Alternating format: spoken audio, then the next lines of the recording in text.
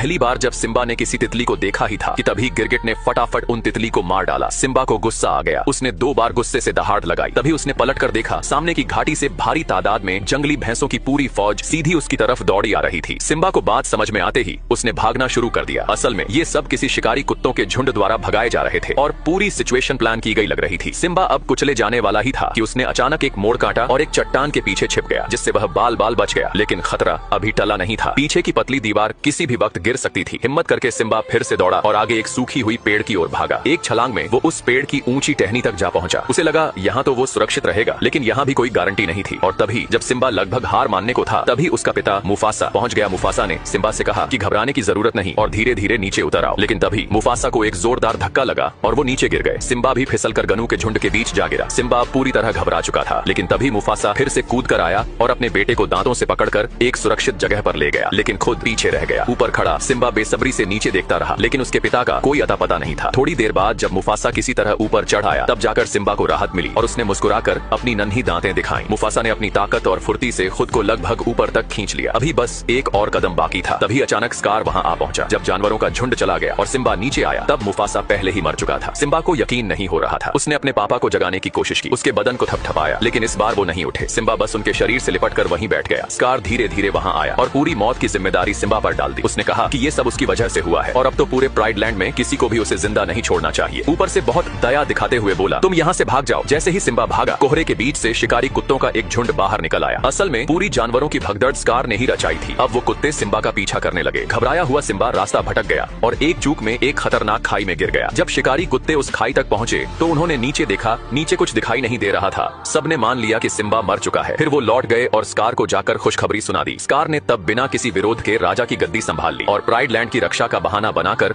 उन नफरत भरे शिकारी कुत्तों को भीतर बुला लिया। उससे क्या पता था कि सिम्बा अब भी जिंदा है। वो खाई में गिरते वक्त नीचे मौजूद एक मिट्टी की ढलान पर आकर अटका और जान बच गई। अब उसके पास कोई रास्ता नहीं था। वो रेगिस्तान पार करता गया। कई दिन बीत गए, पानी की एक बूंद तक नहीं मिली और आखिरकार वो बेहोश होकर गिर पड़ा। अगली सुबह कुछ गिद्ध उसकी ओर बढ़े और उसे घेर लिया। जैसे ही वो उसे नोचने ही वाले थे, तभी एक परछाई बेहद तेज रफ्तार से उनकी ओर दौड़ी आ रही थी। ये थे 2 मजेदार जानवर, एक सुअर और एक नेवला। उनका नाम था पुम्बा और टिमोन। सिम्बा को देखकर टिमोन डर के मारे 3 फुट ऊंचा उछल गया और 10 किलोमीटर तक दौड़ गया। उसे लगा कि कहीं ये शेर उसे खा ना जाए, लेकिन जब सिम्बा होश में आया तो उसने वैसा हिंसक बर्ताव नहीं किया जैसा आम शेर करते हैं। जब पुम्बा और टिमोन को उसके बारे में सब पता चला तो उन्होंने उसके साथ अपनी जीवन फिलॉसफी शेयर की। जिंदगी छोटी है, मस्त रहो। धीरे धीरे सिम्बा उनकी बातों में ढलने लगा। वो उनके साथ उस शांत जंगल में रहने आ गया जहाँ पुम्बा और टिमोन रहते थे। अब तो सिम्बा भूख से बेहाल हो गया था। पुम्बा ने एक सूखी लकड़ी को जोर से टक्कर मारी। अंदर से रेंगते कीड़े निकल आए। यही उनका खाना था।